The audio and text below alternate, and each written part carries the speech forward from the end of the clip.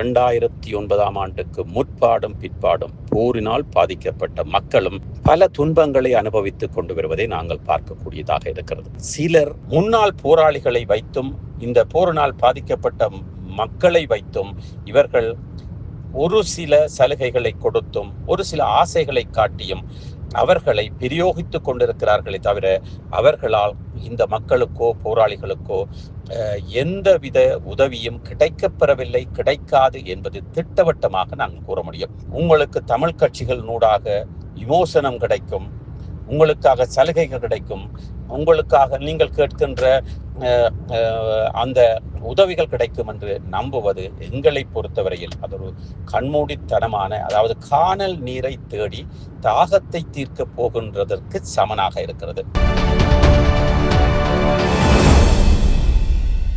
வணக்கம் லங்காஃபர் ஊடக நேயர்களே, மீண்டும் ஒரு சிறப்பு செய்தியோடு இலங்கையன்.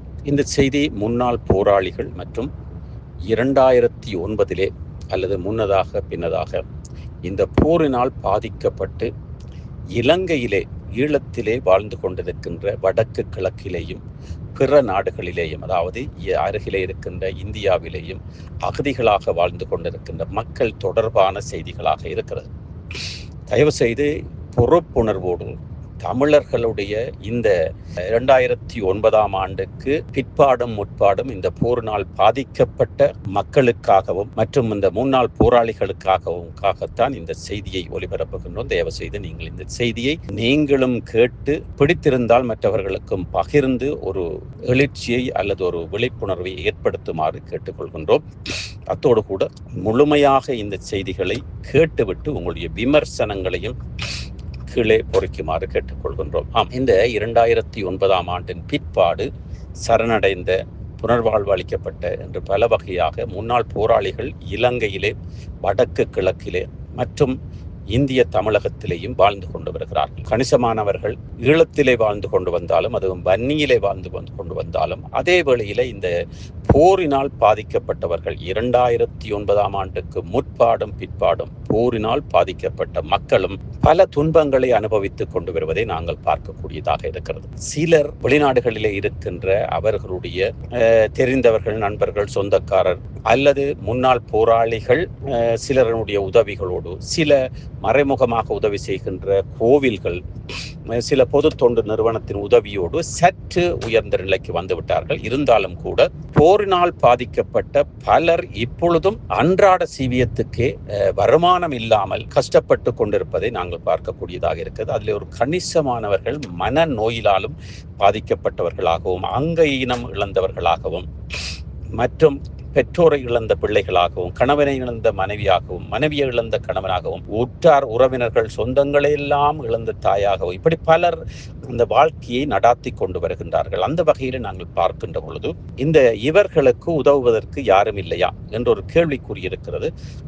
நிச்சயமாக உதவ வேண்டியவர்கள், அவர்களை பேசுகின்றவர்கள், அவர்களை வைத்து அரசியல் செய்பவர்கள், அத்தோடு கூட அவர்களை வைத்து வெளிநாடுகளிலே பணங்களை சேகரித்து தங்களுக்கு ஒரு கொமிஷனை எடுத்துக்கொண்டு அவர்களுக்கு அள்ளுவது, இங்கே கிள்ளி தூவது போல ஒரு சில தொகைகளை கொடுப்பவர்கள் என்று அவர்களை வைத்தும் அவர்களுடைய வாழ்க்கையை வைத்தும் பலர் பிழைப்பு வாதம் நடாத்தி கொண்டிருப்பது உங்கள் அனைவருக்கும் தெரிந்த விடயம். இருந்தாலும் கூட பலர் உதவியும் செய்து கொண்டிருக்கிறார்கள். இருந்தாலும் கூட இப்பொழுது புதிதாக ஒவ்வொரு கட்சிகள், ஏன் சுமந்திரன் அவர்களை எடுத்துக்கொண்டாலும் கூட இவ்வளவு காலமும் காட்டாத அக்கறையை முன்னாள் போராளிகள் மீதும் அந்த பாதிக்கப்பட்ட மக்கள் மீதும் காட்டுவதாக நாங்கள் பார்க்கக்கூடியதாக இருக்கிறது. அதற்கு ஒரு பாலமாக சந்திரகுமார் அவர்கள் கிளிநொச்சியிலே மற்றும் சந்திரகுமார் அவர்களுடைய தொண்டர்கள், அவர்கள் அதிலே பலர் முன்னாள் போராளிகளாக இருக்கின்றார்கள்.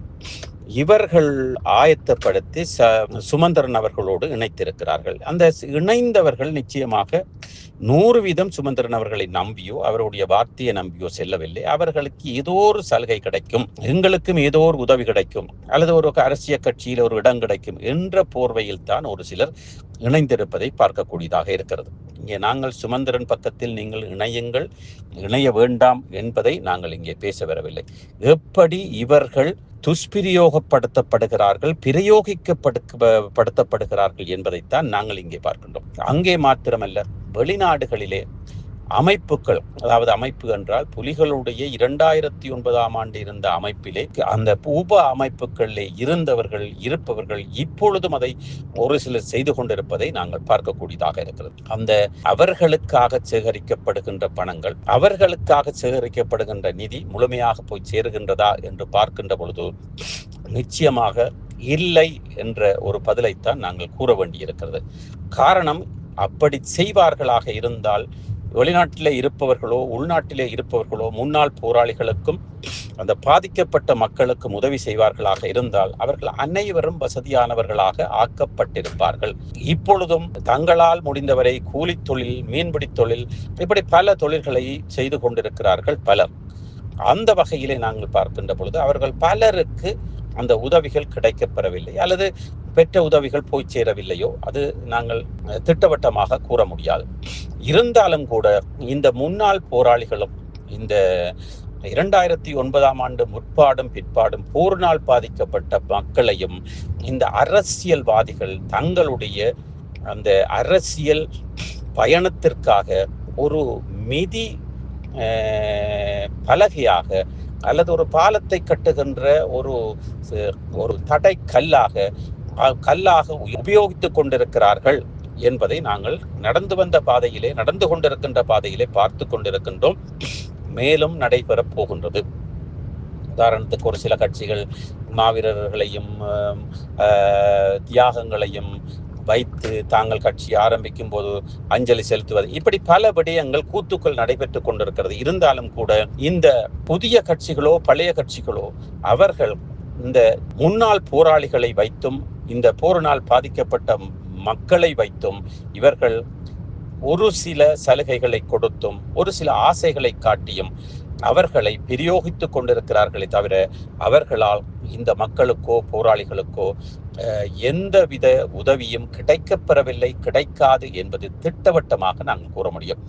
அந்த வகையிலே தயவு செய்து நீங்கள் இந்த முன்னாள் போராளிகளாக இருக்கட்டும் அல்லது பாதிக்கப்பட்ட மக்களாக இருக்கட்டும், நீங்கள் பிறநாட்டிலே இருக்கின்ற உங்களுக்கு தெரிந்தவர்கள் மூலமாக நேரடியாக உங்களுடைய உதவிகளை பெற்று நீங்கள் உங்களுடைய தேவைகளை பூர்த்தி செய்யுங்கள். இடையிலே இடைத்தரகர்களை வைக்காதீர்கள். உங்களுக்கு தேவையாக இருந்தால் உங்களுடைய அந்த தேவைப்பாடுகளை நேரடியாகவோ மறைமுகமாகவோ வெளிநாடுகளுக்கு செல்லக்கூடியவாடு, உதாரணத்துக்கு எங்களுடைய லங்காபோர் ஊடகத்தினூடாகவாவது நீங்கள் கூறினீர்களாக இருந்தால் உங்களுடைய தேவைப்பாடுகளை வெளிப்படுத்தி விடுவோம். ஆனால் அதற்கான கொடுப்பனவுகளோ நல்லவர்களோ கெட்டவர்களோ அதிகம் கொடுக்கிறார்களோ குறைவாக கொடுக்கிறார்களோ அல்லது உதவி கேட்பவர்களை துஷ்பிரயோகப்படுத்துகிறார்களா அல்லது அவர்கள் வேறு விதத்தில் அவர்களை பிரயோகிக்கிறார்களா, இதற்கெல்லாம் நாங்கள் பொறுப்பு அல்ல. இருந்தாலும் உங்களுடைய தேவைப்பாடுகளையும் உங்களுடைய அந்த தேவை வருங்கால தேவை தற்போது தேவையையும் அல்லது உங்களுடைய அபிவிருத்தி அல்லது உங்களுடைய அந்த பொருளாதார தேவைப்பாட்டுகளை பூர்த்தி செய்வது, இதற்கு நீங்கள் தருகின்ற தகவல்களை நாங்கள் ஒளிபரப்பி உங்களுக்கு அந்த உதவியை நாங்கள் செய்ய தயாராக இருக்கின்றோம். ஆனால் பணப்பரிமாற்றம், பணத்தை வாங்கி உங்களுக்கு தருவது, அந்த செயற்பாட்டுக்கு அந்த திட்டத்திற்கு நாங்கள் வரமாட்டோம். நீங்களே உங்களுடைய தொலைபேசி இலக்கத்தை கொடுத்து உங்களுடைய வங்கி அட்டையை கொடுத்து அல்லது அவர்கள் அங்கே வருகின்ற பொழுது சந்தித்து அவர்களுடைய உதவிகளை பெற்றுக் கொள்ளலாம்.